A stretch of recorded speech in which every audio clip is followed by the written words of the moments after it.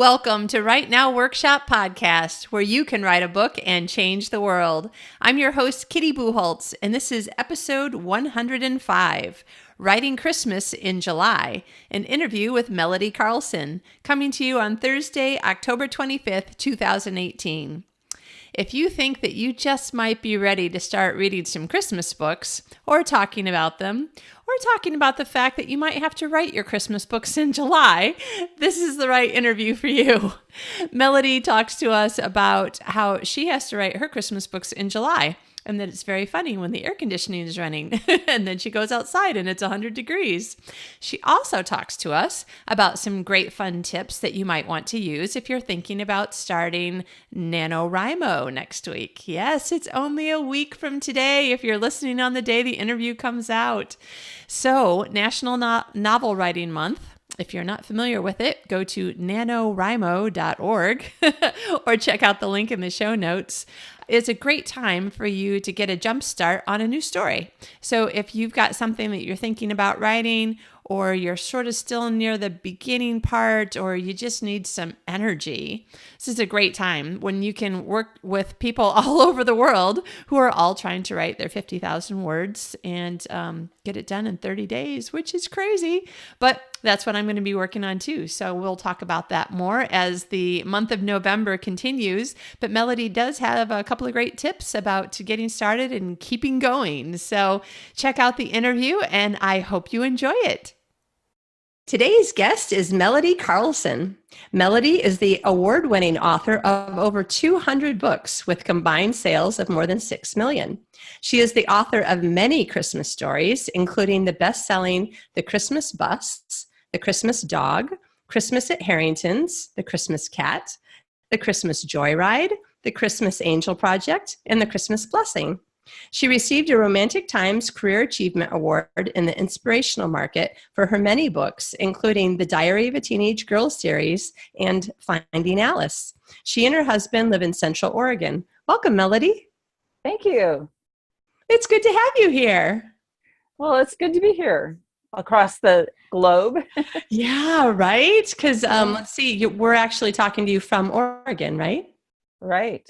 Yes. Okay, so 9 hours. We're almost literally halfway apart. I think so, yep.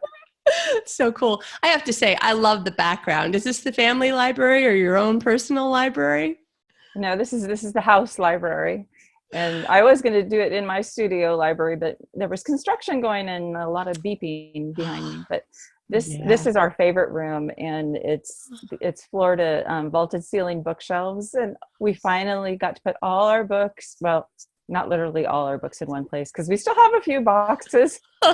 But yeah, it's a pretty massive library for us. Okay, if I'm ever in Oregon, I must make an appointment to stop by and say, show me the library in full, please. Yes, and you should come to Oregon.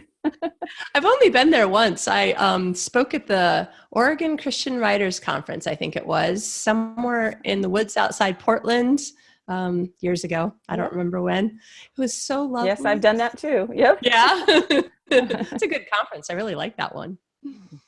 Oh, yes.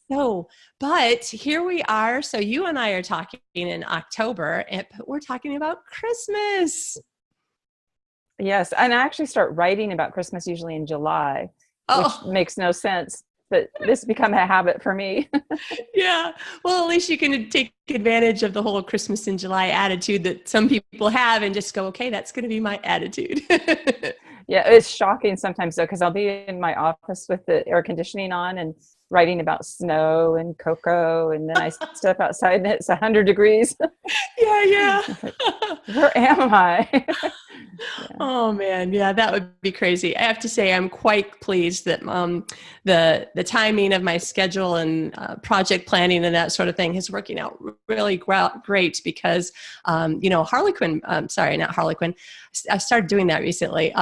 Hallmark Publishing has opened its doors now, and so they are looking for tons of Christmas stories, and they had an open reading period sometime through September, like July through September or something, and they have another one in February. So I've been telling listeners, find out, go to the Hallmark Publishing site. They're looking for Christmas stories and everything else, and Now you can write a Christmas story at Christmas to have it ready by the February reading period.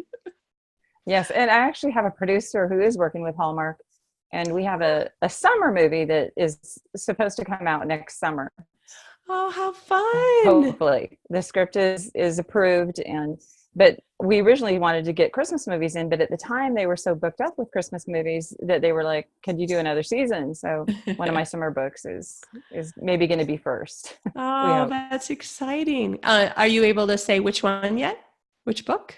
Well, it's not going to have the same title, but it's not, I can have such a hard time remembering with so many books. I think it's All Summer Long, but it's a series that's set in different locales. And this one happens to be in San Francisco, and it's a woman who redoes a boat that turns into a dinner yacht in San Francisco. Yeah. So they were actually going to do it last year, but the weather in Vancouver, where they film it, they will film it in Vancouver and pretend like it's San Francisco. But right. But the weather was so bad that they had to put a lot of their outdoorsy kind of movies on hold for the following year. So that's what happened to mine. Yeah. Well, that's very exciting. I hope that it shows in such a way that it eventually ends up in Sweden so I can see it too. Yes. Oh yeah, I hope so. That'd be fun. I've been finding quite a lot of Hallmark movies on Netflix if you're in Sweden. So I'm super happy. Been watching a lot. That's nice. Yeah. Okay. But so here we are. We're talking about A Christmas by the Sea, which is your latest Christmas novel. Is it your latest book? Because I think you have 2 books coming out this fall. Is that right? No, I'm trying to remember. Well, yes, they had, here's Christmas by the Sea. And I have the start of a new series. It's a historical series that just came out too, which is, and see, I'm blanking. I think moving from my office into the house, I've lost half my mind. I wrote it down. Harbor Secrets. Oh, thank you. Pardon me? All right. Did you say the title? Harbor Secrets. Yes, it's Harbor Secrets. And I would have had that with me. And then also, there's another Christmas book that they repackaged. It's Christmas Tales, but it's tales like a cat tale or a dog tale, because it has the cat story and the dog story that are combined. So that came out also. Yeah. Oh, nice. All right. Now here's my first question. I love Christmas, like so many people love Christmas, but you have so many books set at Christmas time. You must really love Christmas. So tell us about like what's up with you and your love for Christmas stories. Well, it's funny. The way it started out was I was working with the editor, and she just kind of said, let's try this. And that was probably 20 years ago. Wow. And so I wrote a book called Angels in the Snow, and it's set at Christmas time. And then that time, people weren't really doing Christmas novellas. It was kind of almost the first, at least in the Christian market. I think Grisham had done one. But so then it did pretty well. And so it was like, well, let's do another one. And so then it just became the thing. But, it's funny that I've become known for Christmas books, because I've written like 250 other books, right. But the Christmas books have done probably not the best, but they're holding up pretty strong. And so when I get asked that, one of the things I say, well, is my husband's birthday happens to be on Christmas. So there's one thing that makes Christmas special. Yeah. But as a child growing up, I had a single mom and one sister, and we weren't real festive around our house, but we would go to our grandparents' house. And it was this old Victorian, Queen Anne Victorian house down in a coastal town. And all our family members would be there, and we'd be just in all the nooks and crannies, like 30 different people sleeping here and there. And it was just wonderful. And so I really have those beautiful memories, and that probably helps a little bit too. Oh yeah, I would think so. It seems like, especially with that many people around, you probably have a lot of stories that just get pulled from little bits and pieces of memories and become stories in their own right. Yes, but ironically, I haven't used that many of those stories, because, we had like one year we had to drive through floods to get there. And there are different stories like that that I haven't used yet, but maybe someday I will. Yeah. Now, this book, A Christmas by the Sea, actually does have some personal experience in it. Is that right? You had a seaside cabin that you went to or owned. I wasn't sure which one it was. Right. We had one that we owned for about 8 years, I think it was. And we spent the first part of that time just totally rebuilding it because it was really old and neglected. And in my book here, the cabin that's on the cover is a lot prettier than our cabin was, but our cabin was really cute. But so in Oh, this book, I have this woman, it's a family cabin that she inherits, and she ends up rehabbing it too. So that's sort of out of real life. But then there's a scene that happens on the beach where she finds sand dollars. And I won't go into all the details of that because that's sort of towards the end of the book. But what happened with my husband and I we decided to stay there for Christmas one year, and we put up a Christmas tree. We had a little sunroom and didn't really have very many decorations for it. And we went down to the beach, and I was always looking for sand dollars because that just seemed really special. And the whole time we'd been there, I think I'd found like, 5, 6, 7, I don't know. We found hundreds in one day, just hundreds. And we felt like pirates on the beach. We just kept collecting them and filling our pockets and, getting, we had bread bags, because you always have a bread bag in your pocket when you're on the beach, filled those, took them home and washed them. And we just had sand dollars everywhere. So then I made them into Christmas decorations for the tree. I made these little angels out of the sand dollars. And so we felt like it was the most beautiful Christmas tree we'd ever had. Aw. Oh man. Okay. Now I was trying to visualize a sand dollar that you make into a sand dollar angel. So how did you do it? Was it with did you glue something onto it? I should have brought one here. That's okay. Yeah. Yes. What it is the sand dollar part is kind of like the body. So they're kind of chubby angels. But then I use little clamshells that I hot glued onto the shoulders of the sand dollar. And then I had found these little clear glass, they look like pebbles, but I just got them at the dollar store. I glued those on for the head. So it's kind of this little glassy, it looks like a bubble, and then these little wings, and then just glued a little cord onto the back of it. And I'm actually going to give some of those away in some contests. I've already got one going, and then I'm going to do probably a couple more before Christmas where the winners will get a book and a sand dollar. Oh, Angel, that's a sand dollar awesome. angel. Yeah. Okay. So if listeners are interested in participating in this contest, what do they need to do? Well, go to my website and just sign up for my newsletter, because I'll do it through my newsletter. I'll also end up probably put it on Facebook and LinkedIn as well, but it all starts with the newsletter. Excellent. And then that's a good way to find out things like, when's that Hallmark movie coming? Yeah. Things like that. Perfect. And that's melodycarlson.com? That's right. Yeah. Excellent. Very good. Okay, cool. I really wanted to hear about the sand dollars because I grew up in northern lower Michigan where there is so much snow. The beaches that we have are covered in snow and ice. So I was trying to imagine what a sand dollar angel would look like and what a tree covered in sand dollar angels might look like. So I just thought it sounded really cool. Yes, and we took pictures of the tree, but it was on an old phone, and somehow those pictures, as well as many others, didn't make it onto the new phone, which is kind of the bad downside of technology, Yeah. Yeah. Though I have to say that, old-fashioned camera. Right. Yeah. It's funny, we have our love-hate relationships with technology now, but after my mom died and we went through her house, oh my gosh, the number of rolls of undeveloped film that she had. We were like, what has she been taking pictures of that she just never got around to the store and developed them? So I have some of those myself. Yeah. I have a drawer that has a lot of them, and I keep being tempted just to take it in, but it's so expensive. And then I'm thinking, and what if they're all black, and then I pay, hundreds of dollars for a bunch of black because they were so old. Exactly. Oh man. Yeah. Thank goodness for the cloud. Though now there are things that I won't take pictures of because I'm like, if anybody hacks the cloud, there are some things I just don't want pictures of in the cloud. I know that cloud. It's hard to know. Yeah.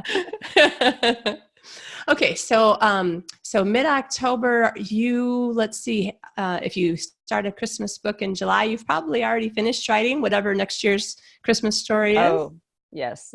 I write pretty quickly, and it's always done in the summer. Okay. So I'm on another project completely now. Yeah. So you are quite a prolific writer. Do you want to perhaps impart some nuggets of wisdom or advice to listeners on what's your process for being so prolific? Well, when I first started writing, and I love telling this to people who are just starting out, I just didn't have very much time. My kids were kind of in middle age school, where they really do take a lot of time with sports and PTA and this and that. And then at the same time, I was running the group home daycare center preschool, which takes quite a bit of time as well. I mean, I had like one other person working with me there at it, but it really took a lot of time. So my time was pretty limited, but I wanted to write. And the writing, I've been writing just for my own enjoyment probably my whole life. But at this point in time, I just wanted to get serious about it. And so while the children were napping, I pulled out a yellow legal pad and just started writing a book on it and wrote a whole book. I ended up doing a whole book longhand on a yellow legal pad. It took a few months, and then from there I got a little old-fashioned typewriter but it had the electronic strip that would memorize a little bit, and you print out a page.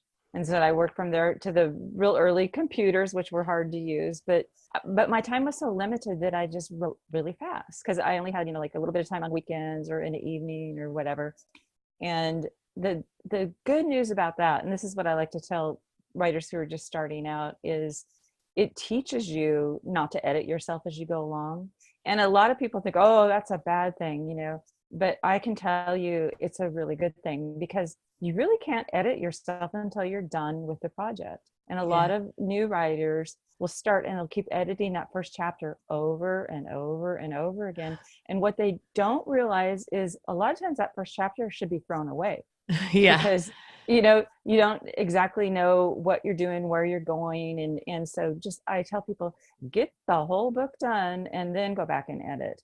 And so that's what I've done. Is that's my secret that I share with everyone, so it's not really a secret.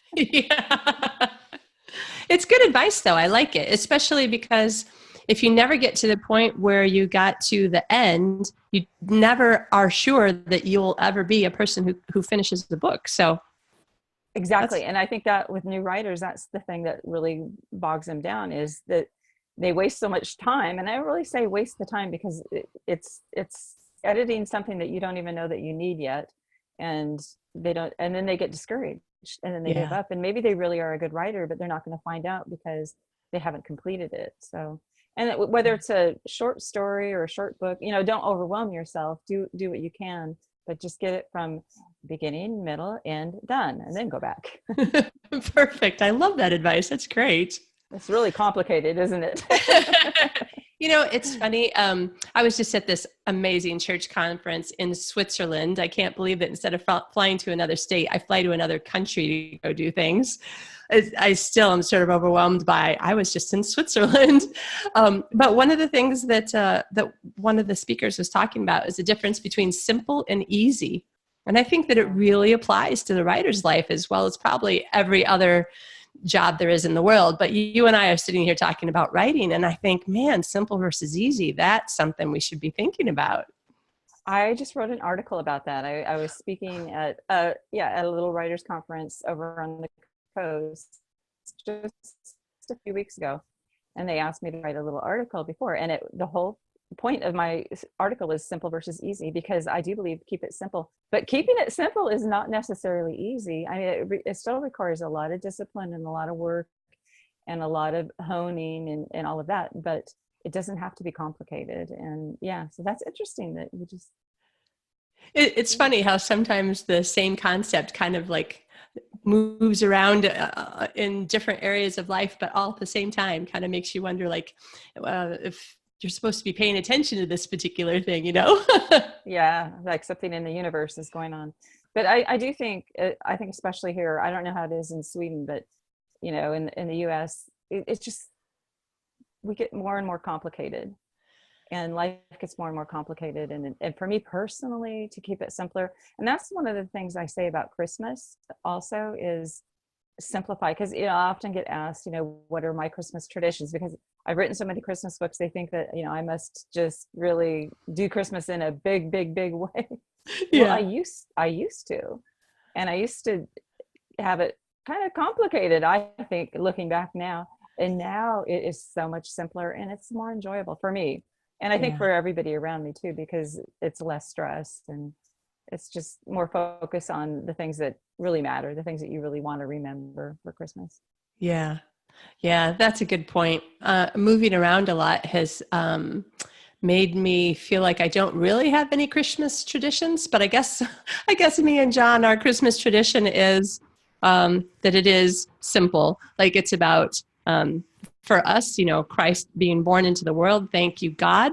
And then spending time with family and friends. And a lot of the family part is actually the family that we've created around us since we've moved around the world.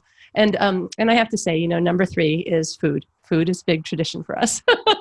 Yeah, and we haven't moved around as much as you have, but we just, our age, I think, is encouraged us to simplify and just, but food still is a good thing too. Yeah. But because it's my husband's birthday on Christmas, I years ago, we used to always have turkey because that's what my grandma did, and it just seemed, and that was when we had more family around. Then we've moved since to a place where we don't have as much family around. And so in that period of time, I asked my husband, well, what do you really want for Christmas birthday dinner? And he said lasagna. And so I've been doing Christmas lasagna, which is actually more work than the turkey. Yeah. Oh, it sounds delicious though. It is pretty good. Nice. And then we've adopted neighbors kind of excuse me, as our family too, because we moved away. So ours have changed too. But I think it just makes it more fun, more interesting. Yeah, yeah. And the people that you do have over, they're having some new kind of way to do Christmas that they hadn't done before as well. So that's fun. That's right. And we live in an area where there are a lot of transplants in this neck of the woods. So yeah, there's a lot of people that are disconnected from extended family. Yeah, yeah. All right. So I have to talk about the number of Christmas ideas. So writers get asked by people who aren't writers where you get your ideas. But I think writers like to ask each other, once you've written 6 or 10 or 12 books that are either in a series with the same character or in a series with the same, general area, like a small town or whatever, and you start running out of cousins or whatever, it gets a little bit more difficult. Now you've had this theme, Christmas books, Christmas stories. And I am just wondering, do you ever find that you're like, oh, okay, what's something I haven't done yet that I think would be fun, that I would like to do, that I think people would like to read? Like, do you feel like you ever get stuck with that? Or is that just something that you just don't have? I'm asking in case you have advice for other people who are doing any kind of a series, even like yours isn't really a series. It's a lot of standalone, but still like a single theme kind of. Yeah. And, I can relate to what you're saying about the series thing. The Christmas books aren't necessarily a series like that, but I have reached the place of almost feeling burnout with series if they go more than 4 books. Although I have had I've had one teen series that went 8 books, Oh, wow. but I had so many characters in it. It was a house full of girls that were all from very different backgrounds, and so there were a lot of stories to be told. So that kind of helped me with the series. But I feel like 4 books is enough for a series. And I did some series that were group written for Guideposts a while back that went into I think like 30, 50, I don't know how many books. But after I hit about maybe 6 or so, I can't remember, I was like, nope, that's it, I'm done. And I just couldn't. But with the Christmas books, it's a little bit easier because each one is a standalone story. But I think with a series, and I am working on one right now, and I'm on the 3rd book of the series. And so having a full cast of characters, to me, that really helps. And then developing those characters. And as I'm starting this 3rd book, I'm introducing some new characters as well, and that keeps it fresh for me because I really like to write character driven stories. And even though I keep it in the viewpoint primarily of the same main characters, it's fun to bring some new faces and stories along. Yeah. Nice. Good. So I suppose, and also Christmas has so many different elements to it. And like you're saying, there's the little tiny family, the huge extended family, the mixed family where you have 4 or 5 Christmases a year, or the like you and I have adopted family Christmas, you know, the close friends that we've made. So I suppose Christmas maybe might be one of those kind of, if I might say it, lucky choices that you actually can think of a lot of different ways to approach it. I know. And I, every year when I know I'm going to do another one, I do kind of do that thing like, what's this going to be? And for a while on my book contracts, it would just say Christmas book number, and and there would be nothing to go with it, no title or anything. So Yeah. they didn't know, and I didn't know literally until I turned the book in. Well, in more recent years, we've gotten a little more specific about it because publishing has changed in recent years. And so they want to know ahead of time, what's this one about? And so we're all on the same page. Yeah. Yeah. And, but it just seems unlimited to me because I think any story really could become a Christmas story. It's just, you just add the holly and cocoa, Yeah. That's true. Maybe even a birthday. Yeah. Yes. And I have done that a couple of times, used somebody with a Christmas birthday. But one thing that I do try to do with my Christmas books, especially, not that I don't do it with all my books, but I try to make it so there's some hard stuff going on too. Not a lot of hard stuff, because I think people want to be, cheered up right, before Christmas. And I want those books to do that. But I also want them to say, well, we know what it's like to have hard times, because during the holidays, people have their highs and their lows and their ups and downs. And it's not all, cocoa and holly and happiness. There's some heartaches going on. So I try to incorporate some of that. And then just when we get to the end, then we're happy and hopeful. Yeah. That's perfect. I love books that end with the happy, hopeful ending. I find it difficult, especially a Christmas book, but really, I'm reading a book now, and because I'm about ready to say something negative, I won't say what book, but by an author I really like, who's incredibly prolific. And I've been listening to 3 audiobooks in a row by this author, because the first one I was listening to, I'm like, oh my gosh, I love this book so much. But now I'm listening to this one where I'm just like, I just don't even care. None of these people, I think, have likable traits, and it makes it just really difficult for me. It's just my personality to follow the story, because I just don't care if any of them win or lose. Well, that's an important thing, and as writers, I think we always need to remember that. I know I need to remember it. And sometimes I will start a story because I want to start from sort of a low place, and I kind of almost always do that. But you could lose your readers if they don't like that character, because that character hasn't developed yet, and it's like, so it's tricky. You want them to have some compassion for the character. You want them to, like I say, care for the character. If you don't care for the character, when I'm talking to new writers, your readers aren't going to care either. And they might put the book down.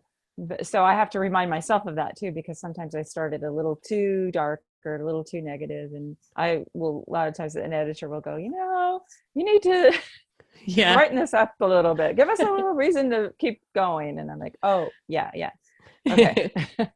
Well, I have to say, I like the way that you started A Christmas by the Sea, because it made me feel like I already have an idea of some conflict, but I also see like the love between family members already. And like, I'm like, okay, how are they going to like not get mad at each other when like they reveal that they're not necessarily on the same page about what's going on? I'm like, oh, this is going to be good. Yeah. And I think that's fun, because that's like life, Right. So true. We don't really know how it's going to end. Yeah. Oh man. Especially at Christmas, everybody's always so busy keeping secrets about little things that sometimes we keep secrets about bigger things. And I mean, there's all sorts of room for, all right, now my brain is already, this is what happens when I talk with other writers. I'm like, oh, that's a story idea where it could be this, and then that changes. And well, I actually, when you said that, it reminds me of a story that I still, we've had Hallmark interest in it, and I'm hoping it'll happen, but it was kind of a retelling of the O. Henry story of Gift of the Magi? Gift of the Magi, yes. And yeah, and I can't remember the title of the book, but it's the woman's doing one thing and the man's doing one thing, and there's a lot of surprises. They're just, and misreading people, and, people with one preconceived notion, and yeah, and it's really fun. Oh, All I Have to Give, I think is what it's called. I All don't I know. have to When you give. have 20 Christmas books, it's hard to remember. If I was in my office, I would turn around and say, "This is what it is," Yeah. but I'm not in my office. But yeah, and it's a Yes. sweet story. In fact, I was telling it to someone, and I started crying. And I'm not a Oh, crier, but it's just really, it's that touching gift of the Magi kind of, yeah, story. yeah. Oh, okay. Now I want to go read that one. All right. So another question I had when I was looking at all of your many books, and I know that with over 200 books out, I didn't actually see every title, but this was another thing that I thought, oh, I want to hear what you have to say to our listeners on this topic. So a lot of times, particularly in the first few years of starting out, even for a published author who only has like say less than a dozen books, the typical wisdom that you hear, the traditional wisdom, is find something that you want to write and write a lot in that. So that time period or that age group or whatever, so that you can build your reputation and a foundation, and then you can start going off. Now, I don't know if you did that, but I do know that you have all ages of books in all time periods. So tell us a little bit about your story in that regard. I know. And it's not something I recommend to new writers, and publishers hate it. They really do. And early on, it's a long story, but trying to make it short, I worked for a publishing company for about 3 years, which was really my education in publishing, which I so grateful for. But I started doing some kids books there just because the company needed some, and they actually worked out pretty well. But my real love was writing contemporary women's fiction, and I really thought that's what I would just do. But then, as that took off, then somebody said, well, how about writing for teen girls? Couldn't you do that? That's not so different. So, and at the time, this was more than 20 years ago, the theory was that teen girls really weren't reading much. And it was called Diary of a Teenage Girl. Well, it took off, and then I ended up doing 16 books in that series. So then that Wow. just launched other series. So I mean, I have written probably about 100 books for teen girls, and Wow. probably about 100 novels for women, and then the rest of them are like children's books. And then there was like the little dry eras in publishing when I do a gift book here or there, or occasionally a nonfiction. And then as I got a little, sometimes I kind of get tired of the contemporaries, although I'd say that's probably my first love. Then I dabbled in the historicals, and then I found out that I really liked doing some historicals. I wouldn't want to do them all the time because they are more work, as most writers know, because you have to research. But I have to say it's easier nowadays to research than it was 20 years ago, because that internet, I might not like some parts of it, but there are so many places to go digging that you just didn't have access to. Especially, I live in a small town, and our library was tiny, and to get to the bookstore you had to drive for half an hour, and so I have to say that internet has helped a lot. So and I don't have any real good excuse. And when I meet a young writer who says, well, I want to write suspense, and then I want to write this, and I want to write that, and I go, even though I've done all of those, Yeah. I say, to start with, hone it in, and then carve out your name. And what happened with me after about 50, I don't know, 100 books maybe, the publisher said, well, let's brand you. And so I had actually 3 different publishers that I was working with meet together to try to come up with a brand. Well, they Wow. couldn't. They really couldn't. So Oh then no. finally, the only thing that they came up with was true to life fiction, because fiction really was the thing I loved. And that was sort of cover, teens and historicals and suspense and contemporary. But Yeah. I know it's confusing. It's confusing to readers who've read only certain kinds of books. Like I mentioned, the guideposts ones. Well, that tends to be something that kind of the older people like. So Yeah. then if they pick up, something like an edgy teen book, for instance, they can be shocked. Yeah. Because for teens, I write pretty straightforward, and I pack a lot of punch, and I also end up usually giving a strong gospel message in my teen books too. So it's all different. Yeah. Well, so your advice might be do as I say, not as I do, and pick one for a Yes. little while. Yes. If you want to be, quote, successful, I mean, that is the better formula. Like Karen Kingsbury is a friend of mine. And when she first started writing, and she didn't even have one fiction book yet. She didn't have one novel yet. She'd written a couple of nonfiction books. And we met with another friend, Robin Gunn, Mhm. and we were just like all kind of brainstorming together at my house. And Karen just had this vision of she was just going to write these, sort of contemporary, suspenseful. She knew exactly what they were going to be. And at the time, I was kind of like, I'd written and published, maybe, I don't know, not 100 books, but probably it was getting up there by then. And I was kind of looking at Karen like, well, I didn't say that.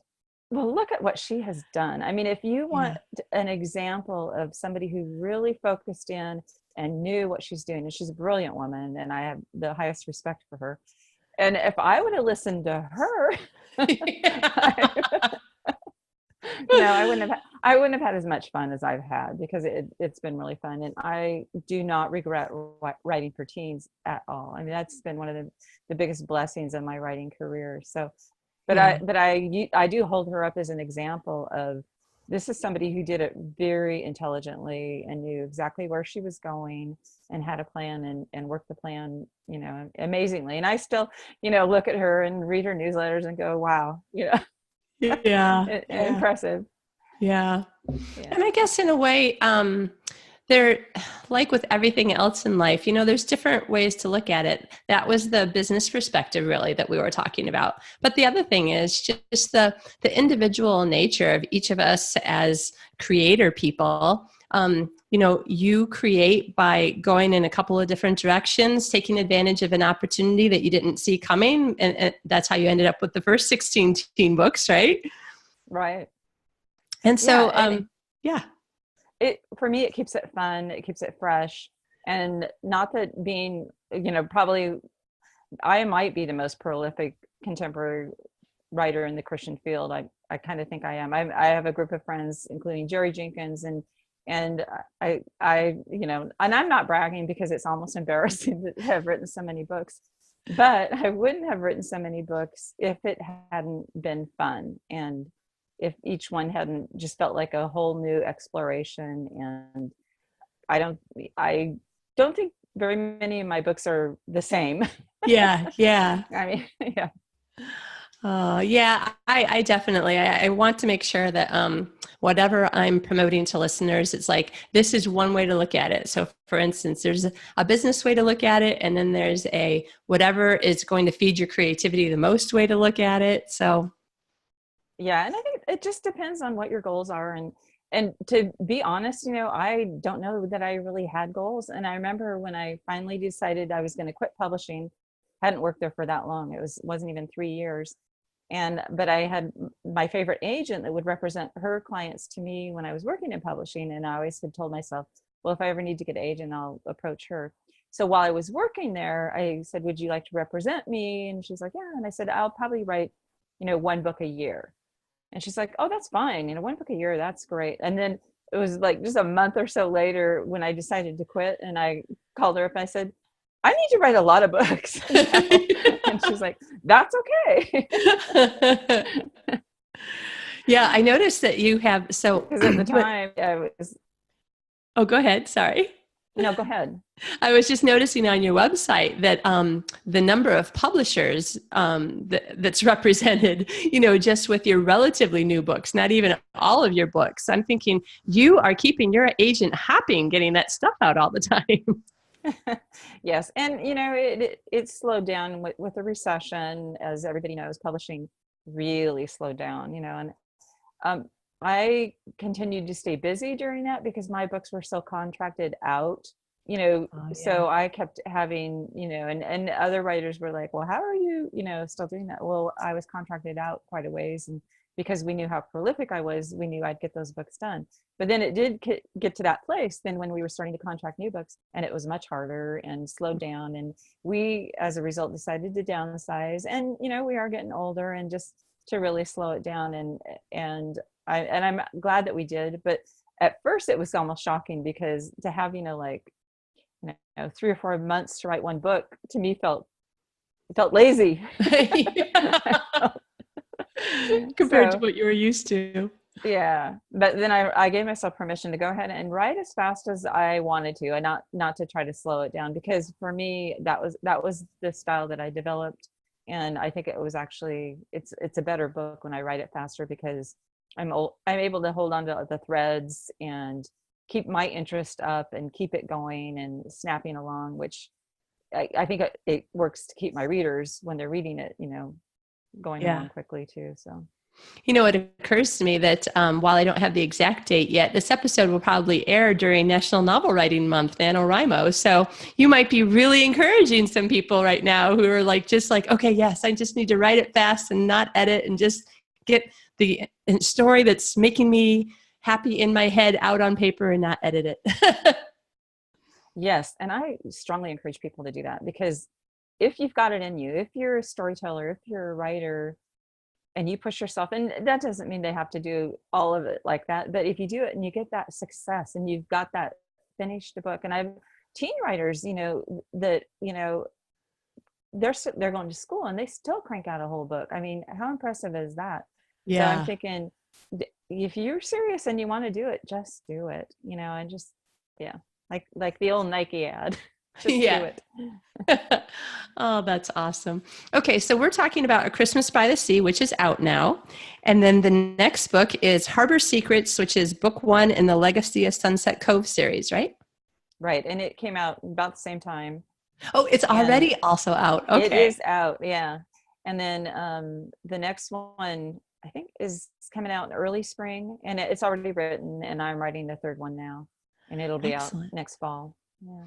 Now, remind me, after reading your website, I've actually gotten confused about which time period this one is. I want to say it's the 1910s? Yes. It starts out, it's kind of the World War I era. It's not necessarily all about World War I. It just happens to be that era. Where I live in Oregon, women were, I think we were the second or third state for women to get the vote. And I think I should know this better, but I think it was 12. I think it was, yeah. And then as a result, we were one of the very early states to get prohibition, which is kind of ironic because Oregon is sort of it's an independent, I don't know, we're different. Yeah. We're definitely different here. So prohibition came with its own set of problems, especially when it was new. And because I set the story on the Oregon coast, there's rum running and bootlegging and all kinds of criminal things going on, and this woman is running her father's newspaper, and so there's plenty to write about and research. So it's a little bit suspenseful, whereas the series I wrote before that was set in World War II, and it was 4 books also, but it's more about the women on the home front and what they're doing for the war effort. So it focuses a little bit more on the war. That's called The Mulligan Sisters, but this one's more, it's a little bit of everything, but it's fun. And I feel like I'm really learning history much better than I ever did in school. It kind of forces you to know more. Yeah. Oh, wow. All right. That sounds super interesting. Well, so you've got lots of books. What's the best way for people to find you, find your books? Tell us about you. Yes. Well, any of the online bookstores, and, Amazon, of course, they're the biggest, always comes to mind, but any of them, christianbooks.com and Barnes and Noble, it's all there. And my website, which I try to keep updated. My son helps me with that, but he's got a job now too. So he's not as available as he used to be, but it's just melodycarlson.com, and you can see what's new there. But just go Google it, or go to your local bookstore and ask them to order her book. There's the old-fashioned way, which I personally love. I mean, ebooks are fine, but I still love, as you can see from behind me in our library, and if in my office you'd see the same thing. I like a good hard book, and here we are. Here's that's beautiful. Yeah, if you're not watching on YouTube, this is a beautiful Christmas book cover. Christmas by the Sea. Yeah, and it's a little different than the usual kind of red, green, and gold ones that we see, but it's fun. Yeah. Oh, it's beautiful. Listen, this has been great fun, and I'm super excited because I feel like the listeners got all sorts of little pieces of advice and encouragement as well as listening to your story. Well, good. I hope they will be encouraged. And yeah, it sounds kind of wrong to say write fast, but speaking from experience, it works. You can always slow it down later. Yeah, that's right. Excellent. Well, thank you so much for joining us on the show, Melody. Thank you. It's been a pleasure.